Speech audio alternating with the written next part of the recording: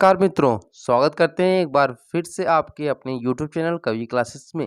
आज का हमारा सेशन आधारित है यूपी बीएड एंट्रेंस एग्जामिनेशन 2022 पर। और आज हम लोग सामान्य हिंदी यानी कि जो हिंदी का सिलेबस है उसके दूसरे पार्ट को यहाँ पे यानी जो प्रैक्टिस सेट है हमारा दूसरा आज हम लोग हल करेंगे। और यह प्रैक्टिस सेट आपको पता है कि हम लोग व्याख्यात्मक रूप से हल कर रहे हैं ताकि आपके एक प्रश्न के साथ साथ लगभग 2 प्रश्न आपके यहाँ पे तैयार हो सके। ठीक है। और हम लोग डेली के डेली 20 प्रश्नों को हल करेंगे, यानी कि 20 प्रश्न अगर हल करते हैं तो हम लोग के कम से कम 30 से 35 प्रश्न तैयार हो जाने चाहिए। ये हम लोग का लक्ष्य होना चाहिए प्रतिदिन। ठीक है, यानी कि 15 से 16 मिनट में आप लोग का 30 से 35 प्रश्न जो है वह तैयार हो सके। अब यहाँ पे हम बात करेंगे कि चूंकि हम लोग समान हिंदी का यहाँ सिलेबस को जो टॉपिक वाइज हम लोग यहाँ पे अपने सिलेबस को आगे बढ़ा रहे हैं धीरे धीरे। ठीक है, तो उसके साथ हम लोग आज हिंदी भाषा का जो विकास उसका पार्ट 2 हल करेंगे। और पार्ट 1 में हम लोगों ने 20 प्रश्नों को हल किया था, जिसके साथ हम लोगों ने 10 और प्रश्नों को तैयार किया हुआ था, यानी कि हम लोगों ने पहले सेशन में 30 प्रश्नों को तैयार किया हुआ था और कोशिश किया जाएगा कि इस सेशन में भी हम लोग 30 प्रश्नों को हल करें। तो चलिए शुरू करते हैं आज के अपने सेशन को। प्रश्न नंबर 21 दिया हुआ है कि बोली का क्षेत्र जब थोड़ा सा विकसित हो जाता है और उसमें साहित्य की रचना होने पर वह क्या बन जाता है। जैसे कोई बोली है, मान लीजिए भोजपुरी बोली है। ठीक है, जब उसका क्षेत्र का थोड़ा सा विकास हो जाता है, जैसे भोजपुरी बोली का विकास बहुत ज़्यादा हो गया और उसमें साहित्य की रचना हो जाए, तब वह बोली क्या हो जाती है, क्षेत्रीय रूप ले लेती है, लिपि हो जाती है, या उपभाषा बन जाती है, या फिर ब्रज भाषा बन जाती है। तो इसका सही आंसर होगा आपका ऑप्शन नंबर सी, यानी यह एक उपभाषा का रूप ले लेती है। प्रश्न नंबर 22 दिया हुआ है कि बुंदेली का क्षेत्र क्या है। ठीक है, ध्यान से देखिएगा कि बुंदेली एक क्या है, भाषा है। ठीक है, यानी बोली है। ठीक है, अब ये आपको बताना है कि यह किस क्षेत्र में बोली जाती है। तो देखिए जो बुंदेली है उसके 4 ऑप्शन दिए गए हैं: आगरा, मथुरा, भरतपुर, पानीपत, सोनीपत, कुरुक्षेत्र, जयपुर, अजमेर, जोधपुर, झांसी, जालौन और दतिया। ये 4 ऑप्शन दिए गए हैं। तो सबसे पहले आपको मैं बताना चाहूंगा कि बुंदेली है क्या, क्योंकि आपको मेरा टारगेट कि एक क्वेश्चन से 2 क्वेश्चन तैयार हो, आपके 2 प्रश्न।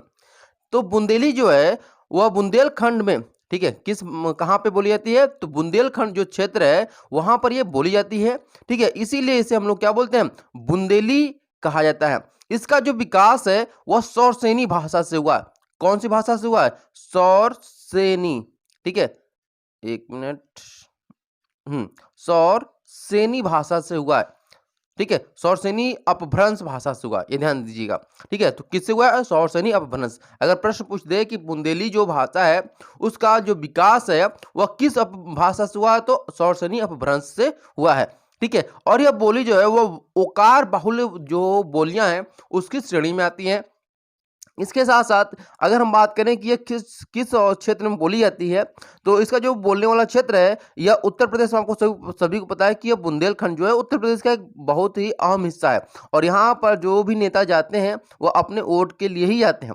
ठीक है, और यह बोली जो है, बुंदेली जो बोली है वह झांसी, उरई, जालौन, हमीरपुर, दतिया, बांदा के पश्चिमी आदि भागों में बोली जाती है। तो इस हिसाब से हमारा सही आंसर क्या होगा, झांसी, जालौन और दतिया, ये सही आंसर होगा। यानी बुंदेली जो क्षेत्र है वह कहाँ पे बोली जाती है, झांसी, जालौन और दतिया। इसके अलावा अगर कहाँ बोली जाती है पूछ दे तो आपका उरई में बोली जाती है, बांदा में बोली जाती है और इसके पश्चिमी भाग में भी बोली जाती है। क्वेश्चन नंबर यहाँ पे 23 दिया हुआ है कि जिस भाषा का अनुवाद किया जाता है उसे हम लोग क्या कहते हैं, मानक भाषा कहते हैं, लक्ष्य भाषा कहते हैं, माध्यम भाषा या फिर स्रोत भाषा। जिस भाषा, जैसे हिंदी से हम लोग अंग्रेजी में अनुवाद करते हैं, ठीक है, तो उसी प्रकार से हिंदी को हम लोग क्या बोलेंगे, लक्ष्य भाषा बोलेंगे, माध्यम भाषा, मानक भाषा या स्रोत। तो सही आंसर होगा आपका ऑप्शन नंबर डी, यानी कि स्रोत भाषा के नाम से जाना जाएगा।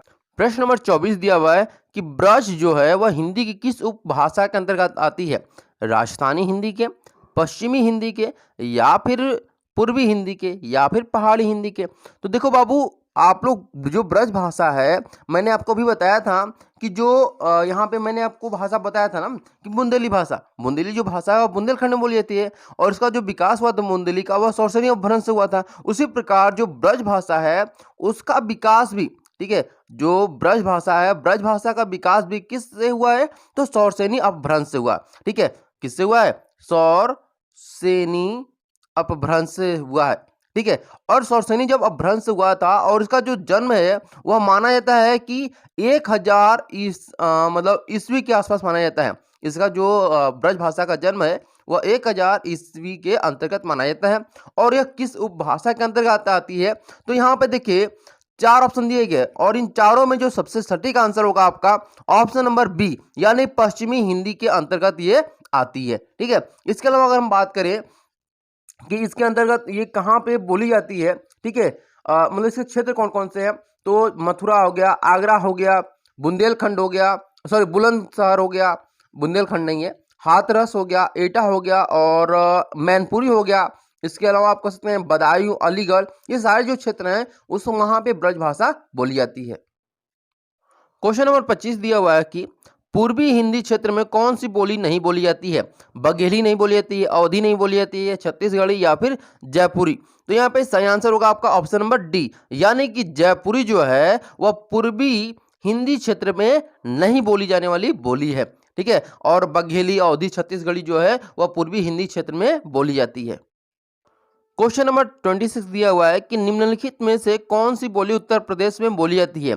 बुंदेली बोली जाती है, बांगरू बोली जाती है, कन्नौजी बोली जाती है, फिर हाड़ौती बोली जाती है। तो देखिए यहाँ पे मैंने आपको बताया था कि उत्तर प्रदेश में बहुत सारी बोलियां बोली जाती हैं, जिसमें से ये जो 4 ऑप्शन दिए हैं इनमें 2 आंसर आपके सही होंगे। पहला बुंदेली और दूसरा कन्नौजी। ठीक है। क्यों? क्योंकि जो बुंदेली है वह बुंदेलखंड के क्षेत्र में बोली जाती है और बुंदेलखंड जो है वह उत्तर प्रदेश का एक बहुत ही महत्वपूर्ण हिस्सा है। ठीक है, बुंदेलखंड में। और दूसरा जो है कन्नौजी, जो कन्नौजी है वह कहाँ बोली जाती है, तो देखिए कन्नौजी को जो क्षेत्र है यह इटावा में बोली जाती है। ठीक है, कहाँ बोली जाती है? इटावा में। इसके अलावा यह हरदोई में बोली जाती है और कानपुर में भी बोली जाती है। ठीक है, तो कहाँ कहाँ बोले जाते हैं? इटावा, कानपुर, हरदोई, फर्रुखाबाद, कन्नौज, पीलीभीत, ये सारी जगहों पर ही कन्नौजी बोली बोली जाती है। तो इस प्रकार से हम लोग 26 जो क्वेश्चन दिया है उसको कह सकते हैं कि यहाँ पे इसके 2 ऑप्शन होंगे सही, बुंदेली और कन्नौजी, ये दोनों ही भाषाएं उत्तर प्रदेश में बोली जाती हैं। क्वेश्चन नंबर 27 दिया हुआ है कि मथुरा और वृंदावन में प्रमुखतः कौन सी बोली बोली जाती है? तो मारवाड़ी, मराठी, संस्कृत या फिर ब्रजभाषा। तो सही आंसर होगा आपका ऑप्शन नंबर डी, यानी ब्रजभाषा वहां पे बोली जाती है। अब आते हैं क्वेश्चन नंबर 28 पे। यह निम्न में से कौन सी बोली उत्तर प्रदेश की नहीं है? मैंने अभी आप लोग को बताया था कि उत्तर प्रदेश की बोलियां कौन कौन सी हैं।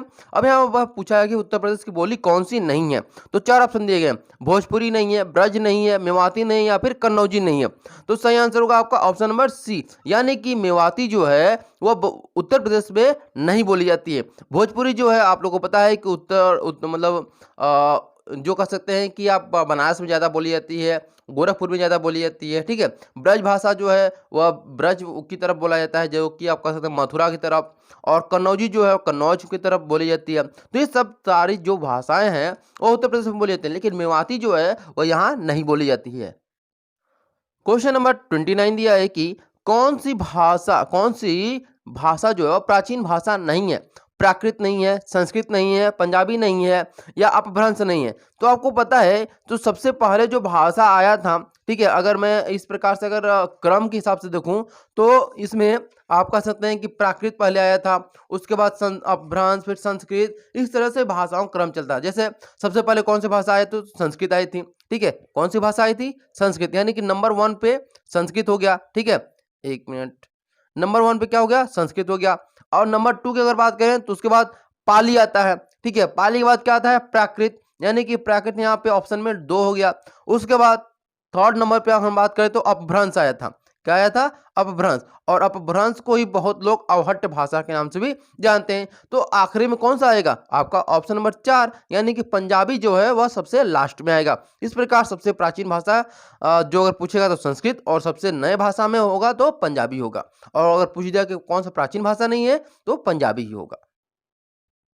क्वेश्चन नंबर 30 दिया हुआ है कि कौन सी बोली बिहारी की नहीं है? ठीक है, बिहारी की नहीं है तो जयपुरी नहीं है, मैथिली नहीं है, भोजपुरी या फिर मगही नहीं है। तो सही आंसर होगा आपका ऑप्शन नंबर ए, यानी कि जयपुरी जो है वह बिहार की बोली नहीं है। ये कहाँ की है? तो राजस्थान की एक बोली है। ठीक है, बात करते हैं क्वेश्चन नंबर 31 पे।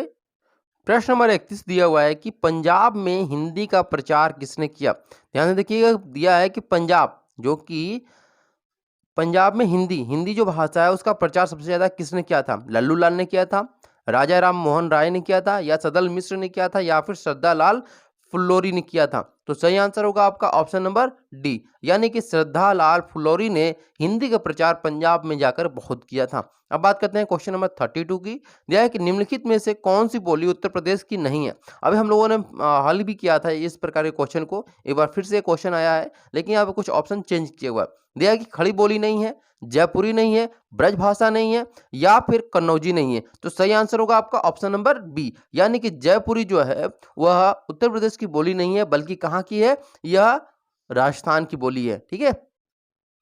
क्वेश्चन नंबर 33 दिया हुआ है कि जयपुरी का स्थानीय नाम क्या है? बागड़ी है, कुमुज्जिल है, या फिर दासानी है, या फिर ढूंढाड़ी है? तो ये चार ऑप्शन में से सही आंसर होगा आपका ऑप्शन नंबर डी, यानी कि ढूंढाड़ी यहाँ पे सही आंसर होगा। अब आते हैं क्वेश्चन नंबर 34 पे। दिया उत्तर प्रदेश में कौन सी भाषा नहीं बोली जाती है? इस प्रकार क्वेश्चन हम लोगों ने दो हल कर लिए हैं, अब यहाँ पे थर्ड क्वेश्चन हल कर रहे हैं, लेकिन यहाँ पे ऑप्शन थोड़ा आपका अलग दिया है। क्या दिया है? अवधी दिया है, पहाड़ी दिया है, कन्नौजी दिया है और ब्रजभाषा दिया हुआ है। तो उत्तर प्रदेश की सभी बोलियों को आप लोग अच्छे से समझ लीजिए, ताकि इससे अगर कोई क्वेश्चन आए तो आप लोग उसको हल कर सके। तो यहाँ पे सही आंसर होगा आपका ऑप्शन नंबर बी, यानी जो पहाड़ी है वह उत्तर प्रदेश की बोली नहीं है। अब बात करते हैं क्वेश्चन नंबर 35 की। क्वेश्चन नंबर 35 दिया है कि आधुनिक भारतीय आर्य भाषाओं का विकास किससे हुआ है?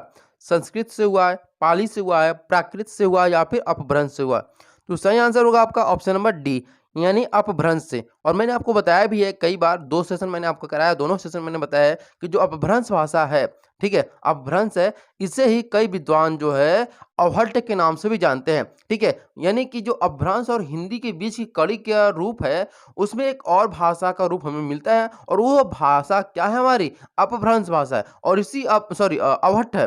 ठीक है, और कुछ विद्वान अवहट्ट को ही अपभ्रंश का एक रूप मानते हैं। तो ये ध्यान दीजिएगा इस प्रश्न पर। अब आते हैं क्वेश्चन नंबर 36 पर। क्वेश्चन नंबर 36 दिया हुआ है कि आधुनिक भारतीय आर्य भाषा का काल कब तक का है? आर्य भाषा, ठीक है, ध्यान दीजिएगा कि आर्य भाषा का काल यहाँ पे पूछा हुआ है कि आर्य भाषा काल कब से कब तक का है? तो 1 ईस्वी से 500 ईस्वी तक, 500 ईस्वी से 1000 ईस्वी तक, 1000 ईस्वी से अब तक, या फिर 1500 ईसा पूर्व से 800 ईसा पूर्व तक? तो सही आंसर होगा आपका ऑप्शन नंबर सी, यानी 1000 ईस्वी से लेकर के अब तक आधुनिक भारतीय आर्य भाषा का काल है। ये ध्यान दीजिएगा आप लोग इस प्रश्न को, और अच्छे से इसको तैयार भी कर लीजिएगा, क्योंकि यह प्रश्न पूछने की बहुत ज्यादा संभावना है। ठीक है, इसको बहुत ही इंपॉर्टेंट में लगा लीजिएगा आप लोग। क्वेश्चन नंबर 37 दिया हुआ है कि लौकिक संस्कृत, अब यहाँ पे कौन सी भाषा होगी? और 2 भाषाएं का यहाँ पे आपको भरना है। ठीक है, 2 भाषाओं को भरना है। फिर दिया है कि लौकिक संस्कृत, अपभ्रंश हिंदी भाषा का उचित विकास क्रम है, रिक्त स्थानों के लिए उचित विकल्प कौन सा होगा? यानी लौकिक संस्कृत, संस्कृत प्राकृत, प्राकृत पाली, वैदिक भाषा और पाली और प्राकृत, यानी कि सही आंसर होगा आपका ऑप्शन नंबर डी, यानी कि लौकिक संस्कृत जो है, लौकिक संस्कृत, पाली और प्राकृत, अपभ्रंश हिंदी भाषा का उचित विकास क्रम है। ये इसका सही क्रम मतलब वाक्य होगा। अब आते हैं क्वेश्चन नंबर 38 पे। दिया है कि हिंदी का मानक रूप किस भाषा से विकसित हुआ है? तो 4 ऑप्शन दिए गए हैं, ब्रज से, खड़ी बोली से, अवधी से, या फिर मालवी से? तो सही आंसर होगा आपका ऑप्शन नंबर बी, यानी कि यहाँ पर खड़ी बोली जो है, हिंदी का मानक रूप जो है वह खड़ी बोली भाषा से विकसित हुआ है। अब आते हैं क्वेश्चन नंबर 39 पर। 39 दिया है कि मथुरा, आगरा, धौलपुर, ग्वालियर आदि क्षेत्र में निम्नलिखित में से कौन सी बोली बोली जाती है? बांगरू बोली जाती है, खड़ी बोली बोली जाती है, ब्रज भाषा बोली जाती है, अवधी बोली जाती है? और इन चारों ही ऑप्शन में से कौन सा आपको बताना है कि मथुरा, आगरा, धौलपुर, ग्वालियर आदि क्षेत्रों में यह बोली बोली जाती है? तो देखिए यहाँ पे 39 का सही आंसर होगा आपका ऑप्शन नंबर सी, यानी कि ब्रज भाषा। ठीक है, आपको मैंने बताया ही था कि ब्रज भाषी लोग कहा जाता है ना कि मथुरा के जो लोग हैं वह ब्रज हैं, यानी गोकुल के लोग हैं। ठीक है, तो इसी प्रकार से आप लोग एक कोई ना कोई ट्रिक इसमें आपके प्रश्न में ही आंसर दिया रहता है, तो आपको बस प्रश्न को सही से पढ़ना है और आंसर को पहचानना है। तो आपका सही आंसर क्या होगा? ब्रज भाषा होगा। अब आते हैं क्वेश्चन नंबर 40 पर। क्वेश्चन नंबर 40 दिया हुआ है कि निम्नलिखित में से प्राचीन भारतीय आर्य भाषा कौन सी है? पाली है, प्राकृत है, अपभ्रंश है, या फिर वैदिक संस्कृत है? तो सही आंसर कौन सा होगा ये आपको बताना है। तो देखिए 40 का सही आंसर होगा आपका ऑप्शन नंबर डी, यानी कि वैदिक संस्कृत, अर्थात कि वैदिक संस्कृत जो है वह प्राचीन भारतीय आर्य भाषा थी, ठीक है? ये ध्यान दीजिएगा। वैदिक काल है ना, जैसे हड़प्पा काल के बाद इतिहास आप लोग पढ़ते होंगे, तो हड़प्पा काल के बाद आपका वैदिक काल आता है। तो वैदिक काल में सबसे ज़्यादा जो प्रयोग हुआ था भाषा, वह संस्कृत हुआ था, ठीक है? तो इस प्रकार से जो प्राचीन आर्य भाषा थी, वह कौन-सी थी? वैदिक संस्कृत थी। आई होप आप लोग को ये जो सेशन है वो पसंद आया होगा।